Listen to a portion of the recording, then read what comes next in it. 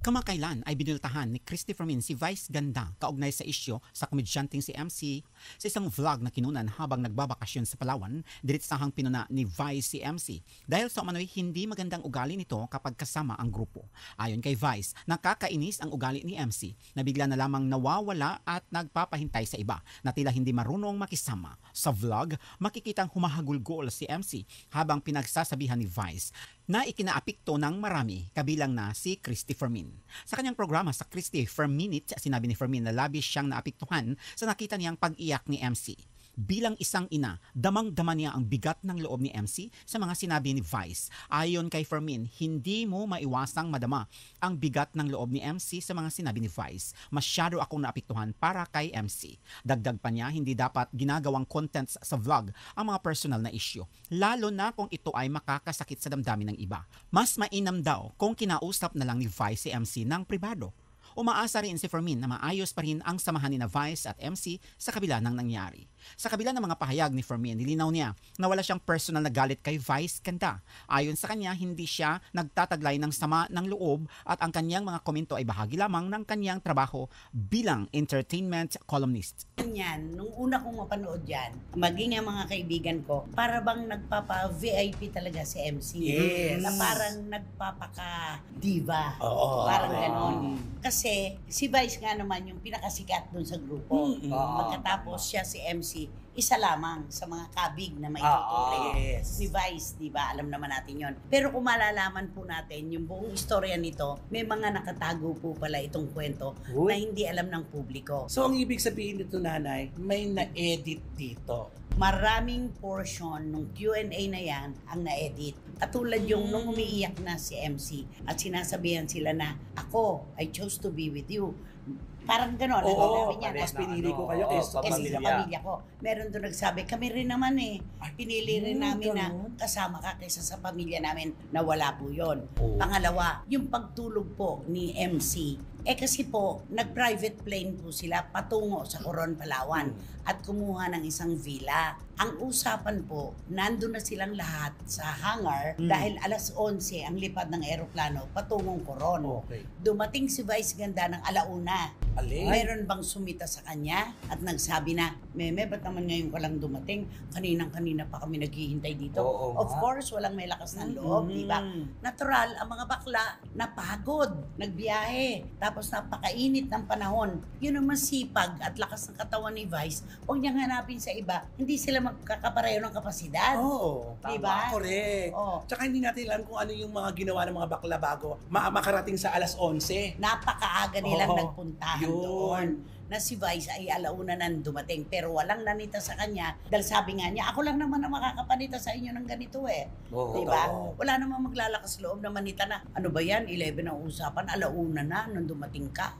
Walang makapagsasabi ng gano'n. At pangalawa, huwag ipamukha ni Vice Ganda na ang mga kasamahan niyang Becky ay kumbaga nasa ilalim ng palda lang niya. Yung parang kung saan siya may hawak ng baton. Kung ano ang gusto niyang mangyari, kung ano ang gusto niyang gawin, kung saan sila dapat lumugar, ganun lang. Kung anong kumpas. Kung anong kumpas ni Vice, sila lang dapat sumunod. Pangalawa, itong bakasyon po na ito ay hindi libre. Siningil po ni Vice Ganda ng 80,000 ang bawat ulo. 80,000 pesos. Kamahal ba lang? Kalaki ng binayaran nila na kung tutuusin, sabi nga nila, kung ginamit nila yung 80,000 sa pakikipagbakasyon kasama ang kanilang pamilya, in-enjoy pa nila. Yes. At walang kukumpas sa kanila kung hanggang ano oras sila matutulog at ilang minuto lang silang maliligo. I-enjoy nila yon. Hindi katulad dito, di ba? Oo, ako kasi kung ayan, kung libre yan, pwede kang maaring magsalita ng ganyan. Pero nagbayad pala ito. So, 80 per head. Ibig sabihin, malaya tayo, nagbabakasyon tayo dito. Pwede natin gawin ang bawat gusto natin gawin sa sarili natin. Ano ba ang ibig sabihin ng bakasyon para sa'yo? Di siyempre yung bakasyon mag-enjoy ka pagdating doon. Ikaw? Yun, bakasyon ka. Gusto mong magpahinga, walang pressure, wala wala kang dapat piniplease. Kasi bakasyon yun Ang bakasyon yan, individual yan. Kung gusto mo na matulog ka lang, maghapon magdamag, dahil sinasamantala mo ang panahon, nababawi ka sa matinding trabaho mo dito sa Maynila, pwede. Yun yung bakasyon. Kumbaga, walang pressure, walang magdidikta, walang magsasabi na, magkikita-kita tayo, magmadyong tayo. Madyong lang pala yun eh. Yung problema na yan. Yung kanilang banding doon, Madyong lang pala yun. Paano kung antok na talaga ang bakla? Paano kung si MC talaga ilatang-latan at kailangan maligo at mag-refresh man lang? At saka meron tayong ugali kasi may mood tayo, di ba? Na parang kahit na masayang-masaya, kung di mo naman bet, At saka, di ba? ano ba? Bawat umaga ba na paggising natin, pwede nating sabihin na atin ang mundo. May bad hair day. Di ba? At saka bakit ganun? Bakasyon na naturingan. Bakit kailangan na si Vice Ganda ang masunod sa lahat ng kanilang gagawin? Unang-una, hindi mo ipinagpaalam sa tropa, lalo na kay MC, na ilalabas mo ang video na ito. Ano ang nangyari sa kasamahan mo? Kung tunay ka nagmamalasakit kay MC at kay Lassie at sa iba pa, kinausap mo na lang sana sila ng personal. Hindi mo inilabas itong video na ito kung saan nagmukhang kaawa-awa yung tao dahil sa ginawa mong pagpipreach. Pagpipreach yan eh. Pinangaralan ng bonggang-bongga. Na sana yung pinipreach mo ay ginagawa mo rin. Ayun. Although of course, sabi mo, marami ka red flag sa buhay mo. Pero wala naman na mahiya sa'yo doon. At walang nanita sa'yo. Tulad nung pagka-late mo sa paglipad ninyo. Walang nanita sa'yo na, ano ba, 11 tayo dapat umalis? 1 na. Hindi ba pagpapa-importante rin yun? Yung nandun na lahat, pinaghintay mo? Oo, at saka yung mga na-edit out, yung mga nagdahilan, yung mga tinanong sa kanya. Kasi nung nangyayari sa video, siya lang yung nagsasalita. Siya yung bida-bida. Siya lang talaga. Siya yung pinakabida. Oo. Diba? Wala namang masama na yung balak niyang sama-sama kayo. Pero kung hindi magaganap yun, wala ring masama. Diba? At kapag sinabing bakasyon talaga, ipiplease mo ang sarili mo, hindi ibang tao. Dahil utang na loob mo sa sarili mo, yung pahinga na yun. At saka hindi mo pwede utusan yung tao na sabihin susunod sa'yo. Kasi gumastos sila ng sarili nila eh. Okay, 80,000. Kaya nga, siyempre kailangan, katulad ako, kung kasama ako doon, na pupunta sa bakasyon, gumastos ako ng 80,000, ganun din gagawin ko. So, nasa bakasyon tayo, magpapahinga, o sige, magmadyong lang kayo dyan. Yan ang gusto nyo eh, ako mag-enjoy kayo maglalakad ako dyan. sa dalampasigan. Ang gusto ko. Ako magsolo ako. Pwedeng ganun. Kasi ngayon talaga ang meaning ng bakasyon, magpapahinga tayo lahat dito. enjoy mo. At saka sakit naman nung salita na, ako nga mas pinili ko kayo kaysa sa pamilya ko. Dapat ka pamilya ko kasama ko, pero eto tayo, gusto ko may banding tayo. Pinili ka rin naman ng mga Becky na sa'yo sumama instead na sa pamilya nila.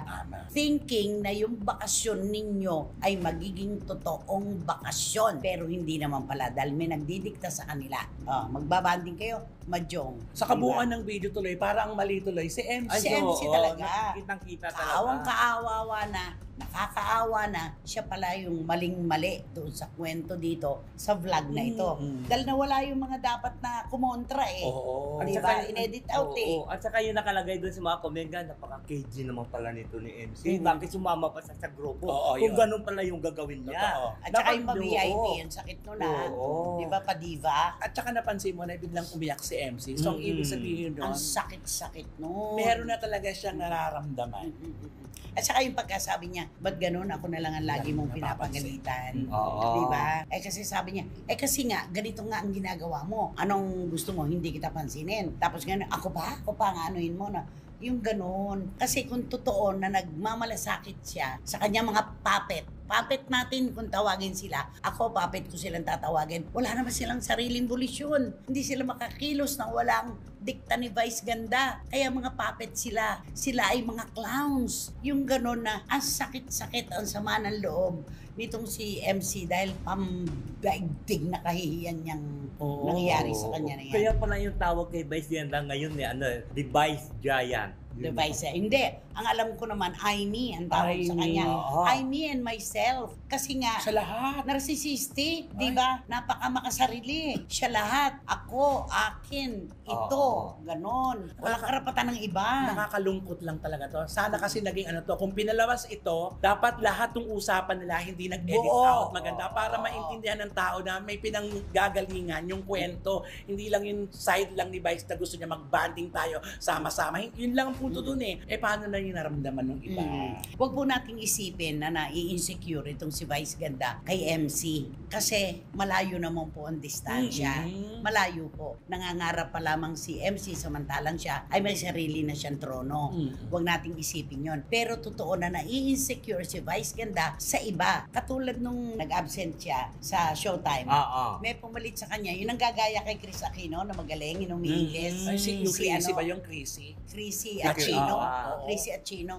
nag-viral, pinuri, pinalakpakan. Ano ang sabi ni Vice kinabukasan? Mula ngayon, wala nang bakla mag-guest dito. Ay. Si Ate Gay, ano ang naging istorya ni Ate Gay? Oo, ganun din yun. Di ba si Ate Gay, di ba? Alam mo naman. Tinawagan ng talent Oo, coordinator. at saka di ba sikat yung sa mas up na yun ng mga di ba? Tapos bandang huli, siguro na makita na mas maayos si Ate Gay, biglang sinabihan na hindi na siya pwede umapir. Binaril. Oo. Binaril yung performance. Hindi na siya pwede Hindi mag-guest. na. Yung mga ganun po, kumbaga, pipilitin natin na huwag mag-isip na ganun na nangyayari kay Vice Ganda. Pero itong ginawa na niya kay MC, kilala ko si MC at si Lassie. O, diba? Nung panahon ng mga Tuesday group na nandun kami lagi, mababait itong mga batang ito eh. Oo. Nangangarap, oo. Pero dapat ay nagkaroon sila ng sarili nilang linya na tulad mo. Sorry, idadamay ko po si Romel Chica dahil si Romel po, lumihis. Ito po yung kanila. Lumihis si Romel. Kasi ang gusto po ni Romel, magkaroon siya ng sariling identity. Yung makabuo siya ng pangalan na walang magdidikta at walang masasabi sa kanya kung hanggang saan lang siya pwedeng pumunta. Kaya ang ginawa ni Romel, nagsarili siya. Pero ang pakikisama niya sa kanyang mga kasamahan, nandun pa rin. Hindi nasisira. Wala pong masama sa ganoon. Kasi bawat isa po sa atin, gusto natin maangkin ang ating individualidad. Sa totoo lang, si Vice Ganda, ano ang gusto niya? Nasa laylayan niya ang mga baklitang ito. Para under niya, pwede niyang sabihan ng kahit ano. Katulad na nangyari kay MC. Nakakaloka. At saka gusto niya pagka siya na magsalita, lahat kayo makikinig. Totoo. Huwag kayo kumontra. Oo. Ang magaling na leader, marunong ding makinig. Ay, Dapat. tama. Dapat. Diba? Dapat. Kaya ang dami-daming mga kaibigan ni MC na talagang masama ang loob ngayon. Marami akong nakakausap mula mismo sa loob ng Showtime. Napakarami kong kwentong nalalaman na pati pala ang iba pa nilang mga kasamahan doon, saka na natin yan ikukwento. Pero may mga nagaganap talaga. Ito lang nga, nakakagulat ito. Kasi ultimo yung 80,000 per head. Wala naman nakakaalam yan. Oo. Akala nila inilibre ni Vice Ganda itong bakasyon na ito sa tropa ni na MC at Lassie, kina Chad, Guinness at sa iba pa. 80,000 per head po ang kinailangan nilang bayaran para dyan sa bakasyon na yan. Yan po yun. At isang araw, nakikita natin, chami-chami na ulit si Vice at ang mga Becky. Baka nga bukas makalawa, magyakapan pa para lang sabihin na, tapos na yun. Ba't naman tayo ginagawa ng kwento? Huwag kayong magpaka-plastic. May mga sugat na nakabukas sa inyo. May mga sugat na nagnanaknak. Kapag hindi nyo ginamot, pag hindi nyo yan tinigilan at hindi nyo ginamot, mawawasa kayo ng tuluyan. Oo. Lalaki at lalaki ang sugat na maliit. Lalaki at lalaki hanggang mawala na. Tsaka bakit ganon? May mga sinabi, mga Becky, pinutol sa Ay, vlog yun. para ang bida-bida si Vice. Yun ang maraming nakapansin talaga. Mali yun. Dapat equal footing. Parehas lang. Kasi parang lumabas nun, sunod-sunuran sila kay Vice Ganda. Wala silang boses. Kung meron pong tunog ang mikropono ni Vice Ganda, may boses din po ang mga kasamahan niya na nagsasalita pero hindi binibigyan ng pagkakataon. Yan ang napakalungkot na parte. Yun ang totoo doon. Mahirap talaga yun. Mahirap talaga yan kasi isipin mo, lagi ka na lang ganun. Sunod ka na. Kaya minsan iniisip ko tuloy, sasama pa ba ako? Di ba? Magdadalawang isip ka na talaga. Magdadalawang isip ka, kasama pa ba ako? Ibis na pamilya ko na lang, gastusin ko lang to kung magbabayad. At saka kung tunay ka na nagmamalasakit, nagmamahal sa mga kasamahan mo, kausapin mo ng personal, mag-usap kayo ng pribado, hindi yung paglalantaran mo pa sa publiko, yung inis mo, yung kabuwisitan mo kay MC, just because sabi mo nga, pinaghintay kayo. Bakasyon niya yan eh. Di ba? Ikaw man, kung gusto mo matulog ka, maghapon magdamag, walang magagawa iba. Dahil kasi bakasyon nga yan. Kaya tuloy ang headline, no? Tinalakan.